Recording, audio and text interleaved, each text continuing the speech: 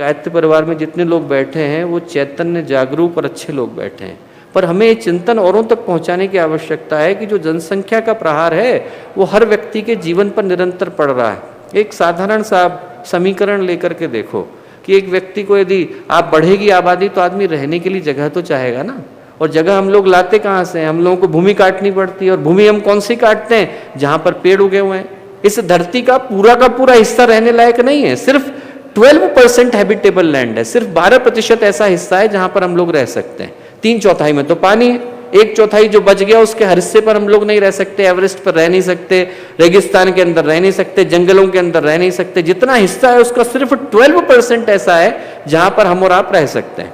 और 12% में यदि हम लोग आबादी बढ़ाते जाएं तो हम लोगों को जो कृषि योग्य भूमि थी उसे काटना पड़ेगा। पेड़ कट रहे हैं, पेड़ कटते हैं तो क्या होता है? वर्षा का अनुपात घटता है, धरती की उर्वरता खत्म होती है और प्रदूषण बढ़ता है, सो अलग। तो सिर्फ व्यक्ति की रहने की आवश्यकताओं को पूरा करने के लिए इतना संकट हम लोगों को झेलना पड़ता है। और ऐसा भी नहीं है कि एक व्यक्ति की इच्छा 2 कमरों के मकान में खत्म हो जाती है कि चलो मैं, एक मेरा परिवार है 2 कमरों में रह लूंगा, वो बात अलग है। आदमी की महत्वाकांक्षाएं परिमित है।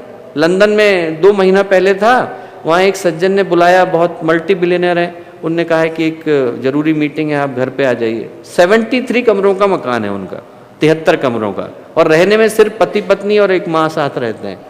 जैसे ही पहुंचा तो बोले कि थोड़ी देर बातचीत के बाद बोले भैया ये घर छोटा पड़ रहा है। तो मैंने कहा कि छोटा कैसे पड़ रहा है? आपका 73 कमरों का मकान है, वो भी केंजिंगटन में। बोले नहीं, अब जैसे लोग आ जाते हैं, बोले लोग आ गए तो बोले गेस्ट रूम चाहिए, तो बोले आप आ गए तो गेस्ट रूम के लिए हमें आवश्यकता पड़ती है। आदमी को लगता है कि हम 2 लोग हैं तो भी रहने के लिए उसको 73 कमरों के मकान की आवश्यकता है। आदमी की आवश्यकताएं परिमित हो रही हैं दोस्तों, और आवास की संख्या उसी तरह से घटती जा रही है। सिर्फ रहने के लिए समस्या, और खाने के लिए मैं आपको बताऊं कि खाने की भूमि को हम धीरे धीरे काटते जा रहे हैं। जितनी कृषि योग्य भूमि थी 1947 में भारत के पास 74% कृषि योग्य भूमि थी, घट करके 58% रह गई है, बाकी तो हमने काट दी। और किसानी के पेशे में कोई जाना नहीं चाहता। जितनी नई जनरेशन है वो डॉक्टर बनना चाहते हैं, इंजीनियर बनना चाहते हैं, अकाउंटेंट बनना चाहते हैं, कृषि के पेशे में नहीं जाना चाहते। आबादी बढ़ रही है, लोगों की भूख बढ़ रही है और लोगों के खाने के तरीके बदल रहे हैं। पहले ये था कि मौसम आएगा तब आदमी खाता था, भिंडी है जब भिंडी का मौसम आएगा तब खाएंगे, टिंडा है जब टिंडे का मौसम आएगा तब खाएंगे। अब आदमी के दिमाग में सुबह सुबह ख्याल आता है कि साहब मुझे आज भिंडी खानी है, मौसम है या नहीं इससे फर्क नहीं पड़ता। और बिग बाजार में जाके खड़ा हो जाएगा, बिग बाजार में कहेगा साहब मेरे लिए भिंडी लाओ। अब वो भिंडी कहाँ से लाएगा? वो भिंडी के लिए किसान को फोन करता है, किसान उस समय भिंडी कहाँ से उगाए? वो केमिकल लगा करके भिंडी देता है। तो दोस्तों आपकी टेबल पर जो अदरक रखा हुआ है वो एसिड से सना हुआ रखा हुआ है, जो चावल रखा हुआ है पॉलिश करा हुआ रखा हुआ है, भिंडी लगी हुई है केमिकल लगी हुई रखी हुई है। तो इसलिए क्या है कि एक समस्या जनसंख्या और उसके प्रभाव हर जगह पर देखने को पड़ते हैं। एक ही समस्या, गुरुदेव के आप लेख को पढ़ना, जो गुरुदेव ने लिखा है राष्ट्र समर्थ एवं सशक्त कैसे बने में, कि भारत की सारी समस्याओं की जड़ जनसंख्या, उसको दूर करने की आवश्यकता है। जो गुरुदेव ने बाद में भी पुस्तक लिखी समस्त समस्याएं आज की समाधान कल के, उसमें भी लिखा कि समस्त समस्याओं का एक ही कारण है जनसंख्या, उसको दूर करने की आवश्यकता है। और उसके 3 प्रभाव हमें देखने को मिलते हैं दोस्तों। क्या क्या देखने को मिलते हैं?